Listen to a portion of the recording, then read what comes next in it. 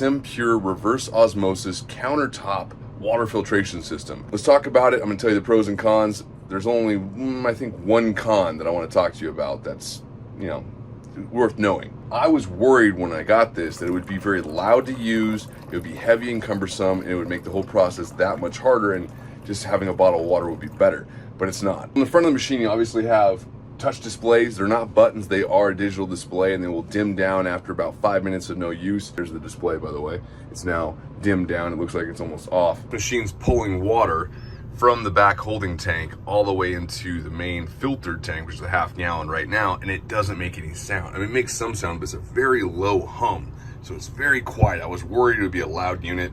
I was worried it was gonna make a lot of sound and wake people up in the RV and be a nuisance, but it's not. There is no off button on this machine. It's constantly filtering, constantly purifying your water. So if you want to shut it off, you have to unplug it from the wall.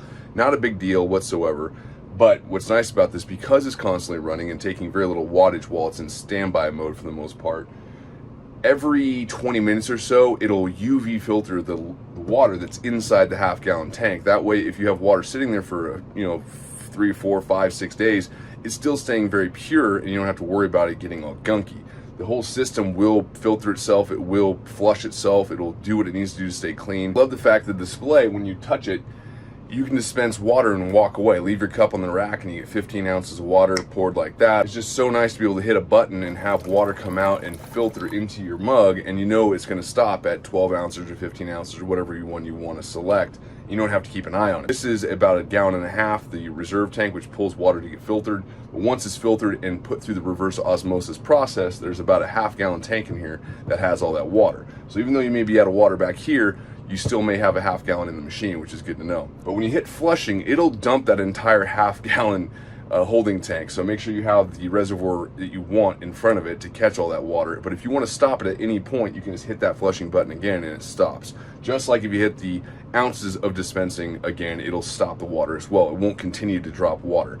You just hit that button again and it stops at whatever level you're at. Now, changing the filters is very, very simple. I'm gonna show you that right now. So the system is so easy to manage. If you need to change the filters out or if you need to swap water, it's very simple. You pull up on this little tab here, it opens up the top, and now you can grab your holding tank of water and remove that by just wiggling it out a little bit, just shift left and right and it'll pop right out. And there's membranes in here that don't allow the water to pour out. It stops automatically. So this is already full. Water will come out just like that.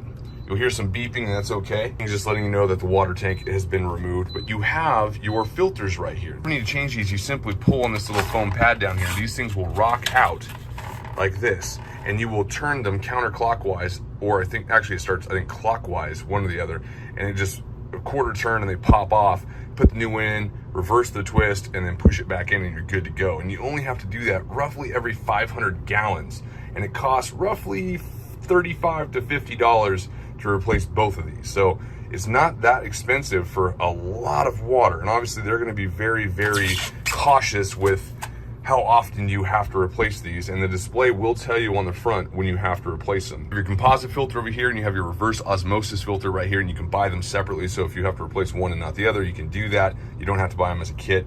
And it's very, very simple to run this whole system. I'm absolutely in love with it. Let me put the water tank back on, and we're gonna talk about quality now of the water that it's putting out. All right, so the main important thing to talk about this machine is how good is the quality of water coming out of this system. Obviously, people can rave and say all the things they want, but you want to truly test it. So I do have a TDS meter, parts per million in your water. That's how they regulate it. It's usually ppm you'll see on it, or TDS is total dissolved solids. Your number itself, if you're in that 100 to 150 total dissolved solid range, you're in good quality drinking water, but not great. And when you're in that 150 to 250 range, I think it's medium. And then if you're above 500, you're in poor quality water. My tap water here, this is still good tap water, but you'll see the difference. It's in there, 176. So I just poured some water out of the Simpure machine. This is the TDS meter, put it into the water. So you're getting very clean water out of this machine. So this machine is cranking out almost identical to a very expensive 8-foot tall reverse osmosis machine at Whole Foods. price point is insane for these things. So if you want reverse osmosis, go check it out. Simpure reverse osmosis countertop machine. Here's my only con about the system so far, and this con is so minuscule, I don't even know what to say. I shouldn't even call it a con, because if most people have this on a full-on counter, you won't have to worry about it. But this drip tray is not attached by a connection. It's magnetic, which is pretty rad. It'll hold where you need it to be, but if you have it to where the machine, I don't want to do it because it'll fall off and I don't want to damage a good-looking drip tray. If you turn the machine and you had it, say, off the edge of a counter, and you don't have enough counter space to hold the whole length of it, it won't stay on there. It'll just fall off. That just like that, which I didn't want to have happen, but it did. Not a big deal, because at the end of the day, most people have a countertop that can handle the space. When we first get this machine in, you have to do a purifying session through the machine. Obviously the filters are brand new, the machine's brand new, there's internal components, you want to make sure your water tastes the best. If you don't do this, the water may taste kind of funky for the first 4 or 5 gallons before it starts tasting good. So make sure to do the filtering process. It's very simple. It takes roughly about a half hour to an hour depending on how much you're on it. I was doing it passively and it took me a little bit longer than that, but it's not difficult. You simply fill the tank up. The machine will start purifying and pushing into the holding tank. And then when the holding tank has been purified, which takes about roughly 5 to 10 minutes, you hit the flushing cycle and let that whole half gallon drain. And you keep doing that until the tank is empty.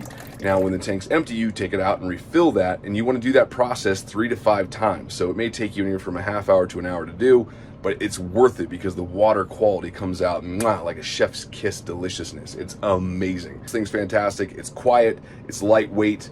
It filters water fast. It gives you many options, and changing the filters and maintaining is very easy.